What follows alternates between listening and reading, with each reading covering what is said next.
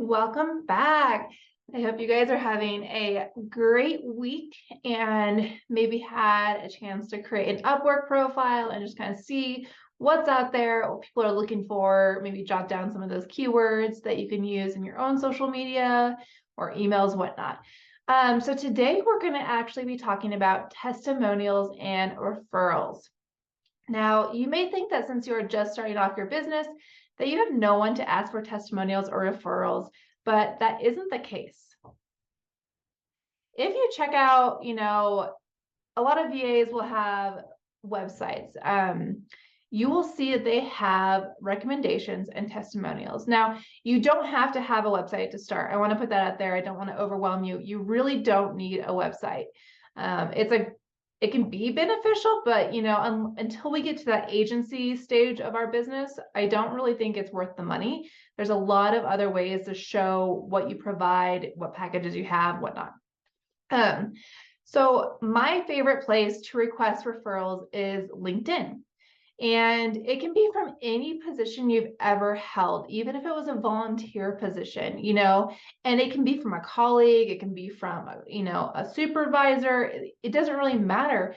The goal here is to show that you're a trustworthy person who's actually going to do the work that they say they're going to do. Now, asking for testimonials is pretty straightforward. Usually people love helping past employees or especially volunteers or coworkers out, and it's something that you can return the favor as well. And I encourage you to do so. Remember, the more we serve, the more that our business is going to serve us, right? So the best way to go about this is to be honest about what you're doing. Let them know you're starting a business and you would love their support. It is it's very similar to the market research that we discussed already, that you might have done it. Or back in high school when you were preparing to go to college and you might have asked for recommendation letters from your teachers. It's the same thing, except for the nice thing about these LinkedIn ones is most people have like 4 or 5 sentences on there, but that is enough to show that you're legit, okay? The great thing about testimonials that I have encountered is that when you ask for them, they oftentimes lead to referrals. And this is also a great way to put your business out there without feeling awkward. You're not going around and messaging every single person you know, hey, I'm starting to do business, do you know anyone who needs support? It can get kind of awkward and kind of salesy, and not against sales, but not everyone loves that, right? And so when we're like, hey, I'm starting a new business as a VA and I'm really trying to get everything set up, would you mind providing a testimonial on my page? That would help show people who I am, a little bit about my character or the work I've done. Not only are they going to be like, yeah, I'd love to help you, but they also might be like, oh, you know what? My brother's friend started this business and has been looking for a VA.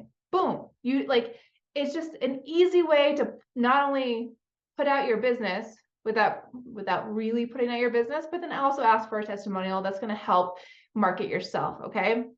So, once people really understand what exactly you're doing and they've heard you talk about it, they continue. And maybe not, they don't know anyone right then when you ask for testimonials, but they continue to know that you do this service, and they might hear something that 3 months down the road, someone's looking for a VA and they're like, oh, this girl that used to work for me is actually a VA now and she's doing really well. I'd love to connect you guys. Okay. Referrals and word of mouth are huge in this business, and really focusing on genuine referrals can fill up your client slots before you actually have to market. Given, like I said before, I want you to continue that marketing because businesses close, clients, need different things.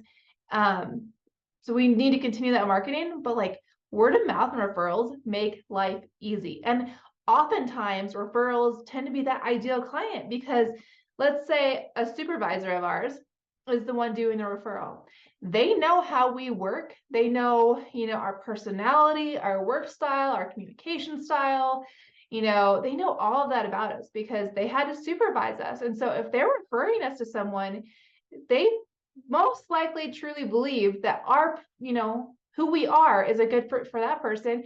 And most likely they think that person's a good fit for us. Okay. So Word of mouth and referral are my favorite way to find a client. And oftentimes, this is, as a recruiter, this is how I get connected, is that people just know what I'm doing. They've known me from my past work, and my name gets put out there a lot. So this is something that will also snowball. So it might be small at first, and then, as you grow, your network's going to grow and referrals are going to start coming in. And as you ask for these testimonials, or as, referrals start to come in, don't be shy about it.